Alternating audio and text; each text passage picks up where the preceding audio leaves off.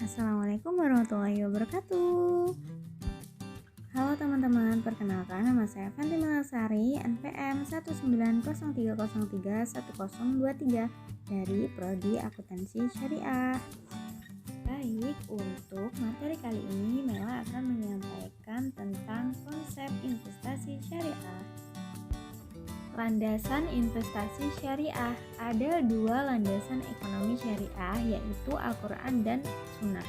Dan ada 4 landasan normatif yang diterapkan dalam aksioma etika. Di antaranya yaitu yang pertama, ada landasan tauhid.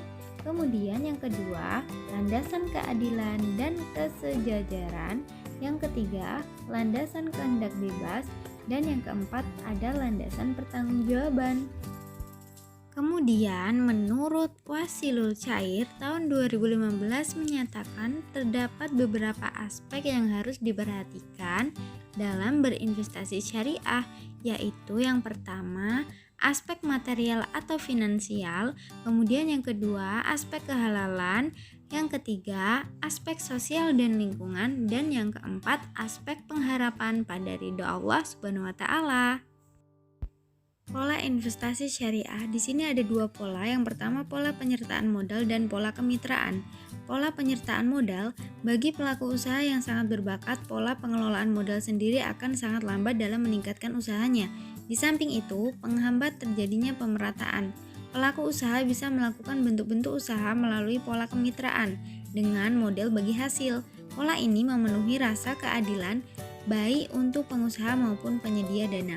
Kemudian yang kedua, pola kemitraan, yaitu kerjasama ekonomi bisa dilakukan dalam segala lini aktivitas ekonomi, baik aktivitas produksi, distribusi maupun jasa. Pola kemitraan merupakan dasar filosofi ekonomi dalam masyarakat Islam. Dalam pola kemitraan dilakukan melalui bagi hasil, baik dalam keadaan untung maupun rugi. Selanjutnya yaitu musyarakah. Musyarakah adalah bentuk dari transaksi investasi yang paling dikenal orang. Musyarakah juga sering disebut sebagai syirkah, syarikah, perserikatan, atau kongsi. Keinginan dari pelaku usaha untuk bekerja sama agar nilai aset yang mereka miliki semakin meningkat adalah dasar dari akad musyarakah. Kemudian di sini ada jenis-jenis musyarakah, yaitu syirkah mu'aqotoh, syirkah daimah, musyarakah mutanakisos, syirkah amwal, syirkah abdal atau syirkah akmal, dan kemudian yang terakhir ada syirkah wujuh. Mudorobah. Mudorobah merupakan salah satu produk populer dalam perbankan syariah yang dibedakan dengan produk musyarakah. Pengertian mudorobah adalah akad investasi yang dilakukan oleh kedua belah pihak, yaitu pemilik modal dan pengelola modal.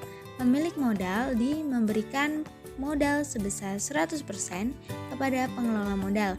Kemudian dikelola menggunakan keahlian yang demikian. Mudorobah sering disebut dengan trust profit and loss sharing. Kemudian untuk jenis-jenis mudorobah itu ada 4.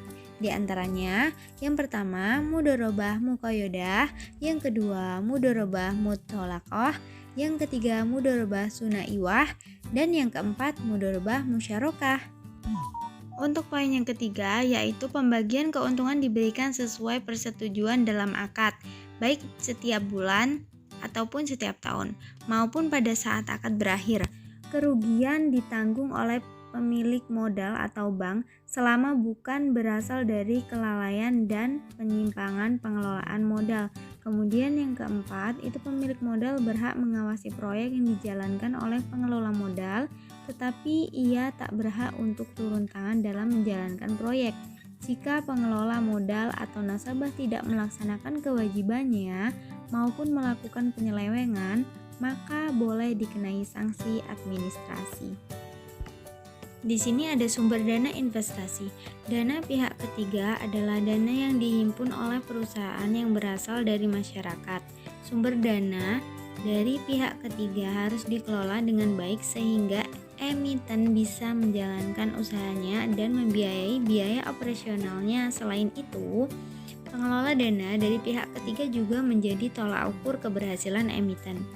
Aktiva tertimbang menurut resiko untuk aktiva produktif dibedakan menjadi dua.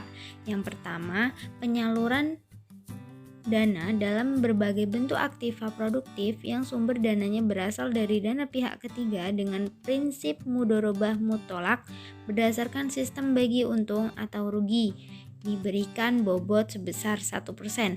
Kemudian untuk proses investasi syariahnya sendiri, yaitu sebuah proses investasi menunjukkan bagaimana seharusnya seorang investor membuat keputusan investasi pada sekuritas, yaitu sekuritas apa yang akan dipilih, seberapa banyak investasi tersebut, dan kapan investasi akan dilakukan. Untuk mengambil keputusan itu perlu dilakukan langkah-langkah sebagai berikut. Yang pertama, harus menentukan tujuan investasi. Kemudian yang kedua, melakukan analisis sekuritas. Ada dua, yaitu pendekatan yang didapat digunakan, yaitu dengan pendekatan fundamental dan pendekatan teknikal. Kemudian yang selanjutnya ada pembentukan portofolio. Kemudian yang keempat, ada melakukan revisi portofolio, dan yang terakhir melakukan evaluasi kinerja portofolio. Untuk selanjutnya di sini ada prinsip-prinsip umum investasi syariah, yaitu ada 4. Yang pertama, prinsip halal dan baik. Yang kedua, menghindar dari kondisi gharar dan maisir dengan prinsip transparansi. Kemudian yang ketiga, prinsip keadilan dan persamaan. Dan yang keempat, itu adalah dari segi penawaran maupun permintaan pemilik harta dan pemilik usaha maupun bursa dan self-regulation organization lainnya tidak boleh melakukan hal-hal yang menyebabkan gangguan yang disengaja atas mekanisme pasar.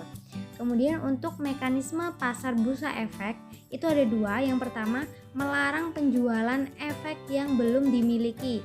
Praktek short selling dengan share lending adalah hal yang dilarang berdasarkan mekanisme bursa efek syariah. Kemudian yang kedua, itu kewajaran penawaran. Penawaran yang tidak wajar dapat mengganggu jumlah efek yang beredar. Islam melarang hal-hal yang menyebabkan terganggunya penawaran seperti larangan ihtikor dan talaki rukban. Untuk yang selanjutnya yaitu ada norma berinvestasi syariah.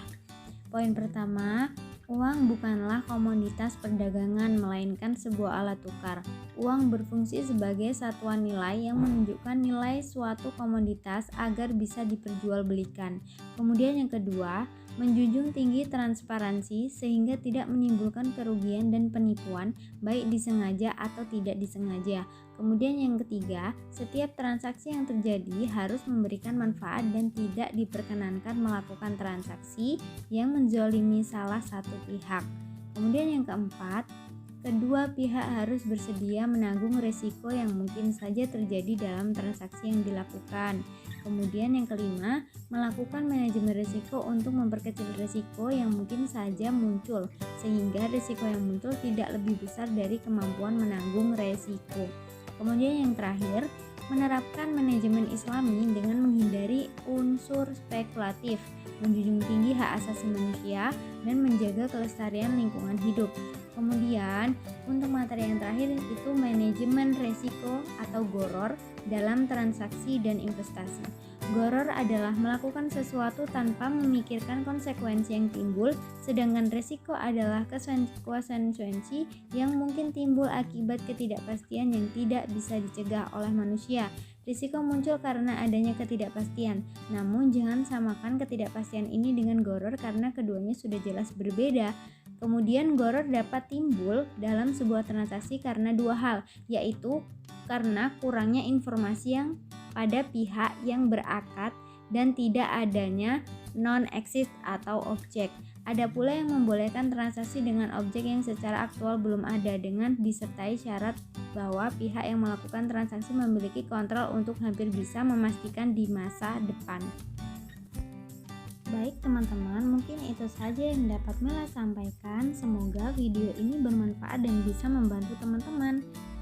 Saya akhiri, wassalamualaikum warahmatullahi wabarakatuh.